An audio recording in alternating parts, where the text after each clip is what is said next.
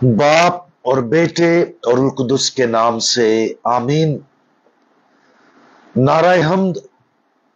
आए खुदावंद हमारे दिल खोल ताकि तेरे बेटे की बातों को कबूल करें।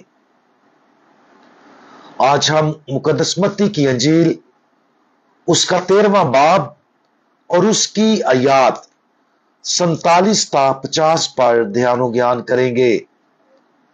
और आज हम खुशी और फैसला इसके बारे में सुनेंगे।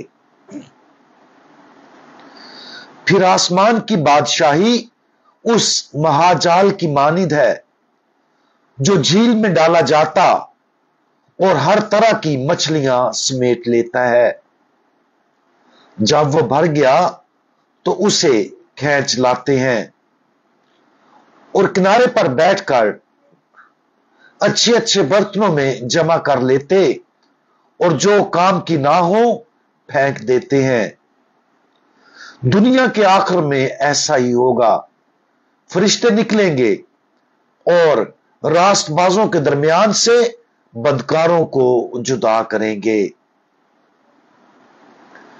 ये तमसील उन 3 तमसीलों में से तीसरी है जो खुदावंद यीशु मसीह ने लगातार सुनाई है। सबसे पहली तमसील आसमान की बादशाही का मुआजना खेत में दफन खजाने से करती है। जब किसी शख्स को यह खजाना मिल जाता है तो वो अपने पास मौजूद हर चीज को बेच देता है ताकि उस खेत को खरीद सके। दूसरी तमसील आसमान की बादशाही को एक सौदागर से तशबीह देती है जो उम्दा मोतियों की तलाश में है। जब उसे कोई बेशबहा कीमती मोती मिल जाता है तो उस मोती को खरीदने के लिए उसके पास जो कुछ होता है उसे बेचता है ताकि मोती खरीद सके। इन दोनों तमसीलों में आसमान की बादशाही की दरियाफ्त बड़ी खुशी की बात है। खजाना या मोती दरियाफ्त करने वाला इस कदर खुश होता है कि उन्हें हासिल करने के लिए वो अपना सब कुछ बेचने को तैयार है ताकि उनको हासिल कर सके। ताहम इन तमसीलों में से तीसरी तमसील बहुत मुख्तलिफ है। इस तमसील में आसमानी बादशाही को एक ऐसे जाल से तशबीह दी गई है जिसमें दुनिया के आखिर में तमाम लोगों को जमा किया जाएगा और रास्तबाजों के दरमियान से बदकारों को जुदा किया जाएगा। इस तमसील का इख्तिताम बहुत डरावना है जहां बदकारों का अंजाम बताया गया है कि फरिश्ते बदकारों को आग की भट्टी में डाल देंगे। वहां रोना और दांतों का बजना होगा। वो लोग जो खुदा बाप के आसमानी जलाल को देखेंगे उनकी खुशी लामतनाही और कभी खत्म ना होगी। इस हकीकत को समझना जरूरी है ताकि हम अपने आप को फजल की उन दौलतों की तरफ राग़िब कर सकें। ऐसे तोहफे की तवक्को हमें मुतहर्रक करे ताकि हम उन बेशुमार फजाइल और नेमतों की जुस्तजू करें जो हमारा खुदावंद हम पर निछावर करना चाहता है। लेकिन कभी कभी हमें थोड़े से झटके की जरूरत होती है। हम अपनी ईमानी जिंदगी और खुदा की मर्जी की तलाश में आसानी से मुतमिन हो सकते हैं। इसी वजह से खुदावंद यीशु मसीह ने तीसरी तमसील शामिल की है जिसमें उन नताइज को बयान किया गया है जिनका सामना कुछ लोग रोजे महशर करेंगे।